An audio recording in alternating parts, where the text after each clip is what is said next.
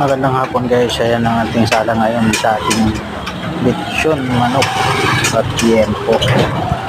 Ngayong hapon yan guys, araw ng Martes. 20 piraso lang ang ating sinala ngayon at 10 yan po.